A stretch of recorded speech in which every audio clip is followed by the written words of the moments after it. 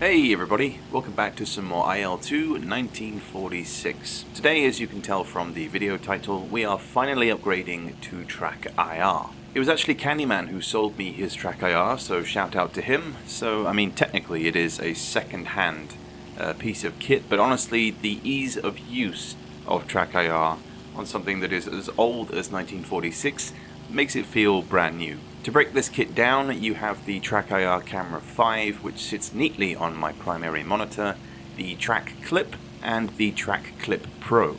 The Track Clip is what I'm using in this video. As the name implies, it is a small clip that you attach to a headset, or in my case, a hat. Most importantly, this clip is wireless, which is a huge plus for flight sims. On it, there are 3 sensors that, in combination with the camera, track your head movements in-game, allowing me to look around the cockpit at any given time. I haven't used the Clip Pro yet, but only because it's a little bulkier than the regular clip.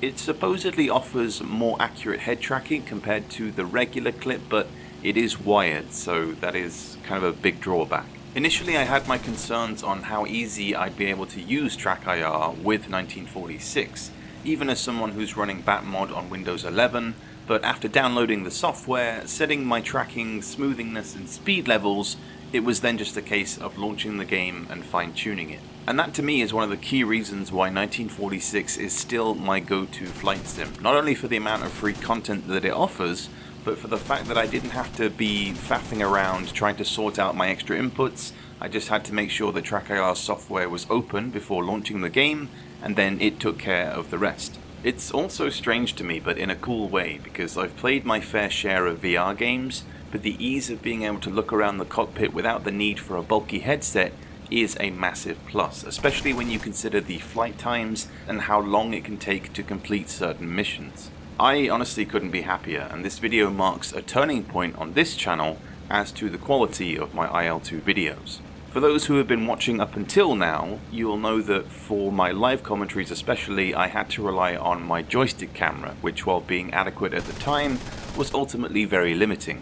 I think I made a lot more post-commentary videos because I knew I could rely on the in-game recorder to give the illusion that I was controlling my pilot's head movement more accurately, but long term, that did start to put a bit of a drag on the creation process. TrackIR gives you total control over any dogfight, and rather than the aircraft leading my turns now, it can finally be my pilot.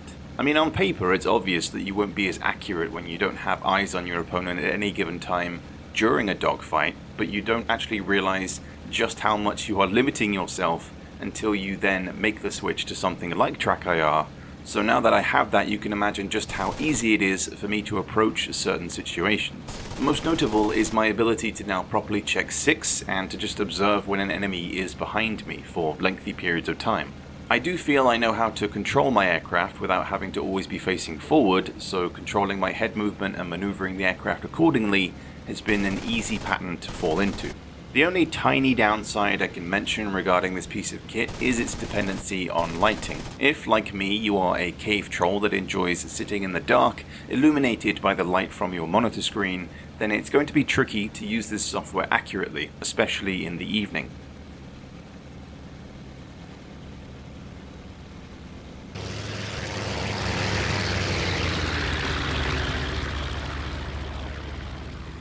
It has made me rethink my lighting setup, not just for TrackIR but also for future videos that include a webcam feed.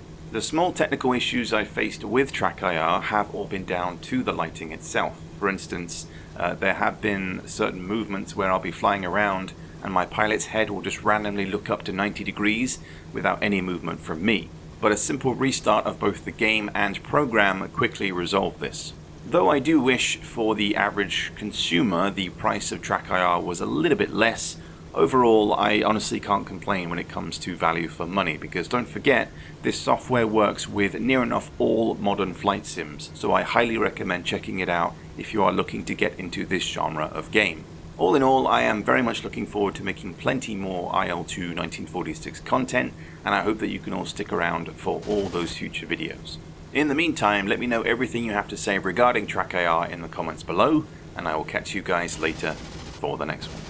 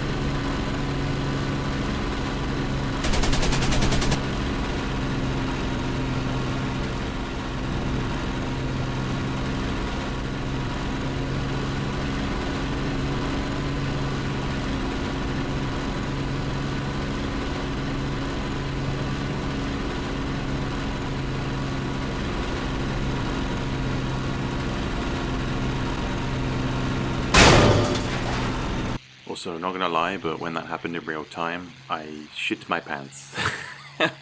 But that's why I love this game, man, because random stuff like that can happen at the blink of an eye, and there's nothing you can do. Goodbye.